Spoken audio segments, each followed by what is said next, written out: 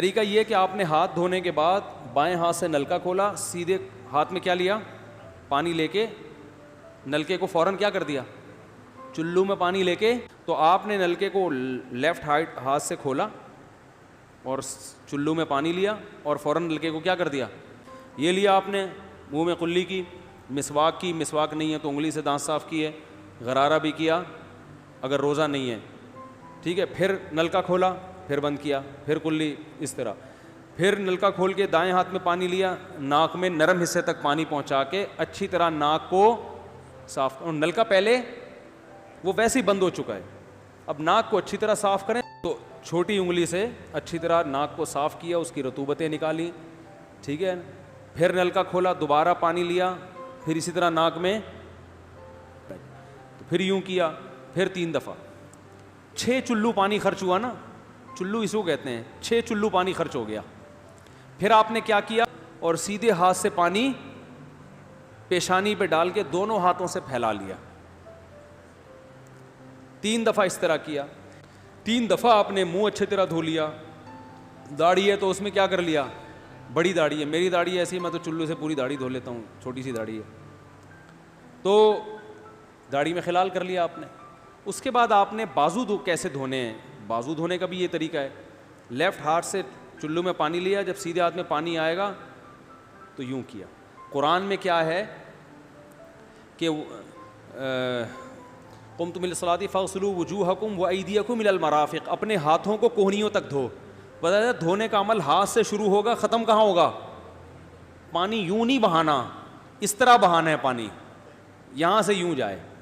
اور اس میں فائدہ یہ ہوتا ہے کہ بالوں کا جو رخ ہے نا نیچے کی طرف ہوتا ہے, جب پانی اپوزٹ سائڈ میں جاتا ہے تو اسکن اچھی طرح گیلی ہو جاتی ہے, سمجھ رہے ہو. تو آپ نے یوں لیا اور ہاتھ سے اچھی طرح ملا اس کو. ملنے پہ زیادہ زور لگانا ہے, ہم پانی پہ زیادہ زور لگا رہے ہوتے ہیں. پھر یہ بھی ہو سکتا ہے کہ دونوں ہاتھوں سے لو, دونوں ہاتھوں سے نلکا کھول کے دونوں ہاتھوں سے پانی لے کے, کیونکہ اس میں زیادہ پانی آ جاتا ہے, تو پانی لے کے آپ نے لیفٹ ہاتھ کو بھی یوں کیا نا, تاکہ یہ پانی بھی ادھر ٹرانسفر ہو اور یوں چلا جائے. اس طرح سے آپ نے دوسری دفعہ دھو لیا اور نلکا کیا کر دیا, بند. پھر تیسری دفعہ بھی ایسا ہی کیا.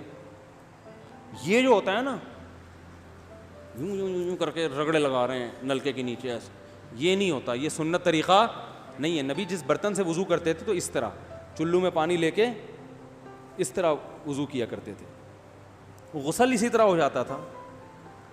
تو اب پھر لیفٹ میں بھی ایسے ہی ہے, لیفٹ میں پانی ڈالا اور سیدھے ہاتھ سے سہارا لے کے کیا کیا, دونوں ہاتھوں کا پانی ادھر آ جائے گا, 1 دفعہ دھل گیا. اچھی طرح مسئلے کونیوں تک پہنچ جاتا ہے, اور پریکٹس کے بعد تو بہت اچھا ہو جاتا ہے.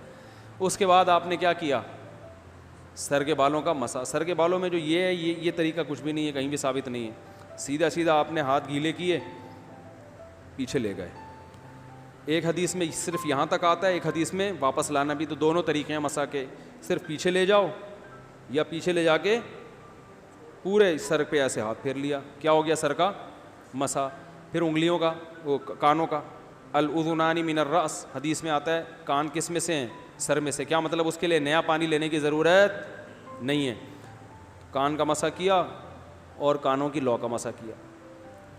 گردن کا مسا بہت اختلاف ہے اس میں, احناف کے ہاں سنت, احناف بھی نہیں کہتے, افضل ہے, بہتر ہے.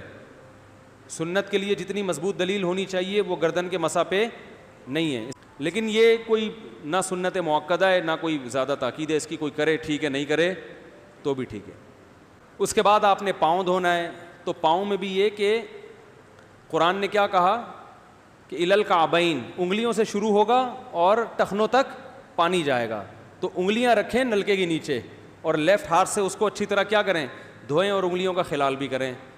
تو بہت چند سیکنڈ میں ہو جاتا ہے یہ کام. اور پھر نلکا بند کر دیں. پھر دوسرا پاؤں, سیدھے ہاتھ سے نلکا کھولا, سیدھا ہاتھ نلکے پہ رکھیں اور الٹے ہاتھ سے پاؤں دھوتے رہیں. جیسے ہی دھل جائے